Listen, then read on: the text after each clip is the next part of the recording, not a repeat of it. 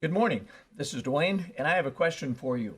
Why not learn all 12 major chords in the next few minutes so that you'll know them forever? If you don't believe it's possible, just stick with me for 5 or 7 minutes, something like that, and you'll see that it is indeed possible to learn those chords, to know what they are. Now, that doesn't mean you'll be good at playing them necessarily, but you'll know what the chords are, and if you learn them well right now, you'll know them forever. You never have to learn them again. First of all, there's 12 different major chords because there's 12 different notes you can build a chord on. 1, 2, 3, 4, 5, 6, 7, 8, 9, 10, 11, 12. I don't go on to C because that's the same as that. In other words, if I build a chord on C, it's the same as that. It's just an octave higher, okay? So there's 12 different chords. Now you may think, well, how in the world am I going to remember 12 chords? Well, watch. It's easy. The C chord is every other note up from C.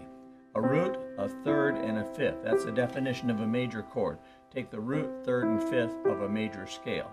So it's all white, isn't it? Now go up 4 notes. 1, 2, 3, 4. That's the F chord, and it's all white too. Now go up 5 notes from C. 1, 2, 3, 4, 5. That's the G chord. It's all white too. Okay?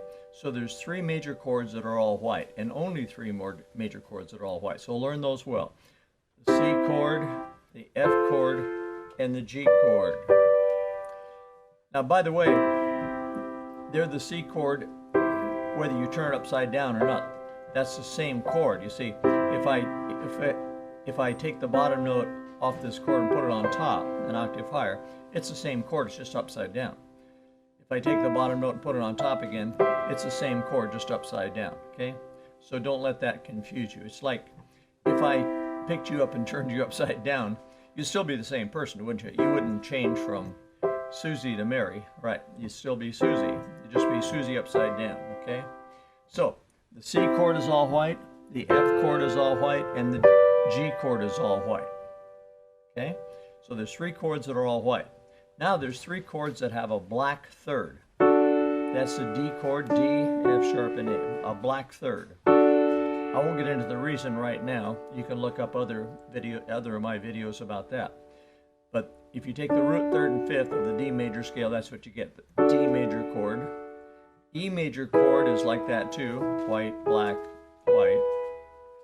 And the A major chord is white, black, white.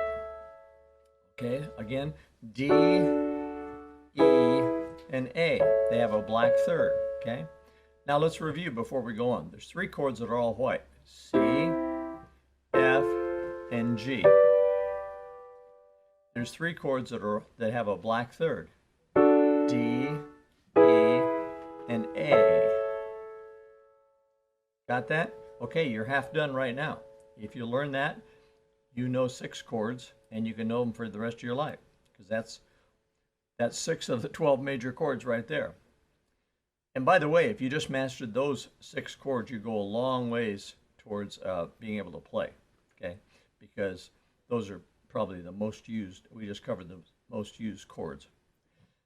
The next set of 3 is D flat, and that has a black note on the bottom and the top, a black key on the bottom and top with a white key in between.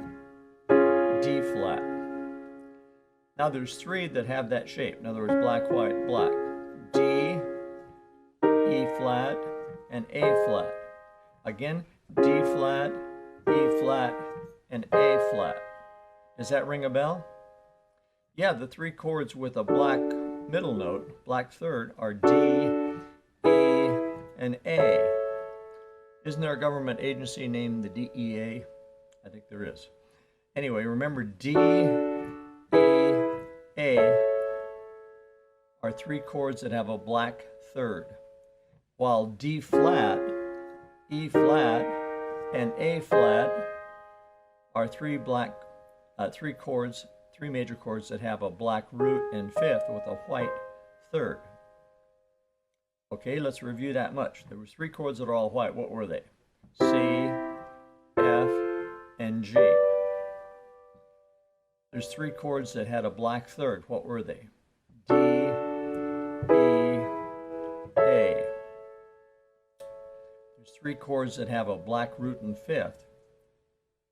They're not D, E, and A, but D flat, E flat, and A flat. Now, you're 75% done. You've learned 9 of the 12 major chords.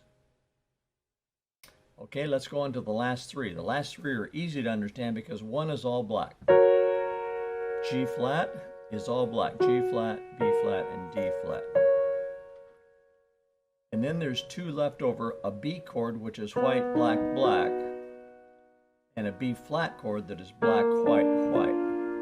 It's kind of like the Aflac duck.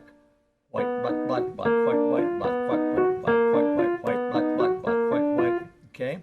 So the last 3 chords are G flat, which is all black, the B chord, which is white, black, black, and the B flat chord is B flat, D, and F. Okay? Now that's the 12 major chords. There's no more. You'll never have to learn any more. Now one explanation though, that this will come up. That chord D flat, it could be called C sharp because that note can be called D flat or C sharp. But it doesn't make any difference in the sound. In other words, if I call that the D flat chord, it sounds the same as if I call it the C sharp chord. The word for that is inharmonic. There's 2 names for the same pitch. Okay? And so this chord, in addition to be E flat, could also be called D sharp. And so on, okay? So there's certain inharmonic chords, but don't let that throw you, all right? So let's review.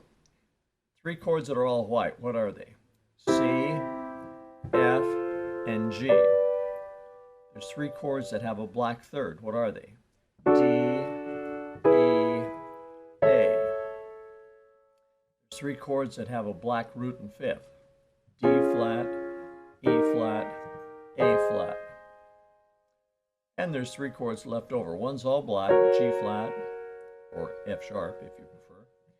B, which is white, black, black, and B flat, which is black, white, white.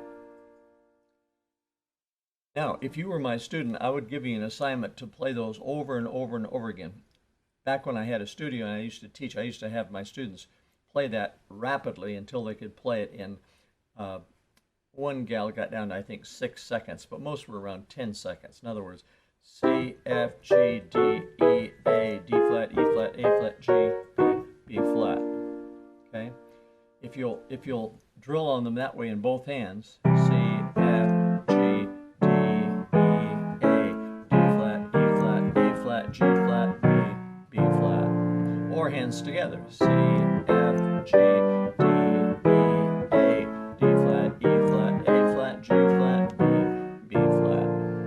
Now that'll take a while to learn to get your fingers on the right notes and so on, okay? But you can eventually do it. And don't forget that a chord is still a chord if you turn it upside down. That's still the C chord whether you play it that way or that way or that way.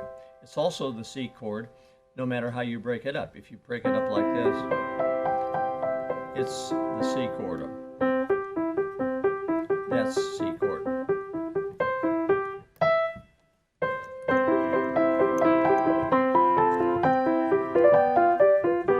I played just nothing but the C chord here.